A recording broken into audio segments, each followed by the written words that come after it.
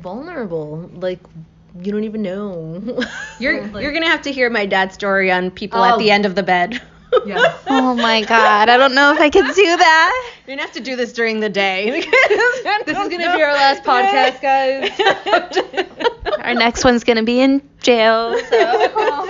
The sane asylum, no big deal. It was worth it. Wow. Yeah, and I don't know if I told you this story, but like I don't know. Yeah, I don't think I shared this on the podcast yet. It's weird because I always think I'm done with the ghost stories. Like I'm like, oh, I said all of mine, but then I'm like, oh, I have this one too. So I was just sleeping the other day recently, and I just remember in my dream there was a woman, but she was completely invisible, so you could not see her at all. In my dream, it was a bedroom, and she kept on chasing me in the bedroom, and I was like, stop chasing me, stop chasing me. She would not leave me alone. She wanted me gone. She wanted me out of that room. So there was like not like a baseball bat, but not like it was like maybe a wood baseball bat or something, like a nice one. A less hurtful one. So I grabbed it and I started to like swing, and I was like, leave me alone. And she wouldn't leave me alone, but she was completely invisible. I just knew that she was there. Yeah. And then I just remember I woke up, like actually in person, but I was struggling to kind of wake up. I was in the dream, but I was like out, but I was in the dream, but I was out. And then I just remember I woke up, and right there in the corner of the room, I saw this kind of like... I'm not coming over to hang out with you guys anymore. A lot of my stories are where me and her hang out. My brother's fucked. I love him, but I don't know. But there was just like I just noticed that there was a glowing kind of like light in the corner of the room.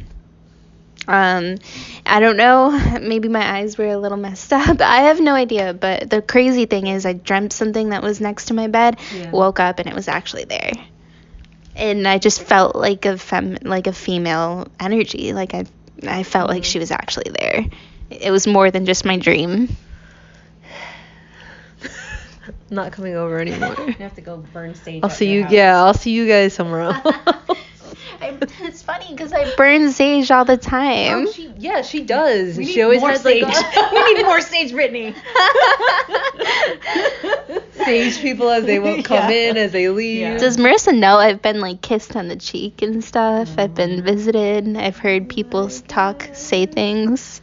I've actually been like literally physically kissed on the cheek by this thing. Something. I mean, that's a very nice thing to do if you're going to do anything. Take me out to dinner first. I like Italian, right? Yeah. And then you can get a kiss. Well, I met psychics that said that, like, I have, like, a guardian angel, and we were, like, lovers in our past life. But I came to the world, and he did not. And so, I don't know. That's what, I mean, maybe my grandma kissed me in the cheek. I don't know. I would love to believe that, like, if something like that happened to me, like, thanks, Grandpa, you're the best. Because we had a great relationship, so I feel like, yeah, it was definitely my grandpa, for sure. It's just some Joe Schmo, like, you're cute, what's up? They don't have boundaries in the ghost world, like, they grab your butt, so...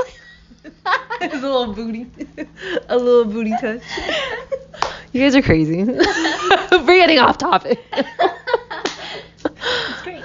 But no, seriously, in all seriousness, I'm considering not going to your place anymore because I do not mess with that.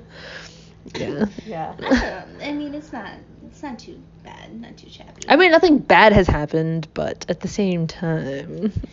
It's weird. I always feel like in that apartment, there's a little kid. There's a little boy. I swear that there's a little boy, like, who hangs out. You feel it in, like, the closet. I mostly feel it in the closet. I definitely do. I would love to bring a psychic there and not tell them anything, and then I want to see what they say. Because if they say a little boy or something, I'm going to be like, well... We're moving out. No, she'll stay. She's staying. I just feel like he kind of, like, stares a little bit, and I don't know. I mean, I feel weird. I actually want to go to the Lizzie Borden thing, like, super soon. And Marissa? You want to go to a haunted house? No. She's gonna bring 300 pounds of sage. And if I can bring all my Here we go. crucifixes,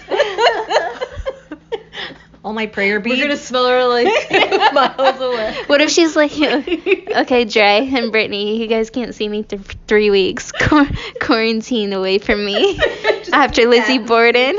Yeah, no, it's like no, I don't think I could do that. Like I think that for me, like there's one thing, like you see weird stuff flying in the sky, and then to like there's in a real there's I believe that there's definitely a realm. There's definitely, like, I have heard things, I have also seen things, heard voices and seen weird things, but so I know that there is with it, but like I keep my boundary, like I'm gonna leave that right over there. I know you exist, but I'm gonna leave you there, because then that happens, I can't sleep, and yeah, I don't like feeling like I can't sleep because of scary stuff. Sleep is important, Brittany. But that's the other thing, though. Like, I'm always thinking, you said, I think I remembered talking to you about this in another podcast. We were talking about the intentions between, like, an alien or, like, a ghost. And I was kind of saying how, like, a ghost just wants kind of, like, their presence to be known. But, like, what would be the aliens, like, intention? What do they want? Well, I think that's what makes it creepier. Well, we have no idea what they want, but off of what people say that happens when they interact with them, it's never like, oh yeah, we just like hung out and shared stories and had a little good old talk. It's always like, oh yeah, they cut my body open and they put things inside of me, or, you know, like along those lines, and like I'm paralyzed, or like just really negative stuff. So Yeah, it's never been. Yeah, it's never not been a good. Like, oh, I had a great encounter with an alien. It's always like it's because it's so unknown. It's why it's so freaky, because it's very unknown. Like ghosts or whatever, you hear them, like you said, the presence, or you feel the presence, but not knowing, that's even worse. And I think with ghosts too, like you could sense like, oh, this is a good energy versus like a bad energy, and like, how am I gonna handle this kind of thing? Whereas like fucking alien takes you while you're sleeping, like you're not doing anything. You're just there as a fucking like insect for them to do with what they want. I feel like at that point you just have to go with it. You just have to go with the flow. There is no choice. Yeah. Nothing. Exactly. Ugh. Yeah, I mean, we just shivered at the same time. Oh, yeah. I don't know. I think I'm good for tonight, guys. I freaked myself out way more than I thought I would. Thanks, Marissa. And Brittany. Ice cream will help folks that. All right, guys. Well, thank you so much for watching for podcast number 9. Can't believe it's podcast number 9 soon. This is this is gonna be a really old podcast. That's what I was gonna say.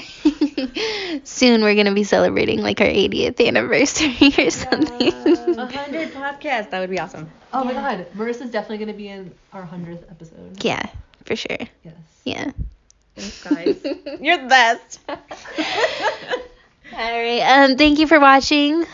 So we're actually no longer doing Sundays anymore. We're doing Fridays at 8 o'clock. So tune in every Friday at 8 o'clock on Facebook Live.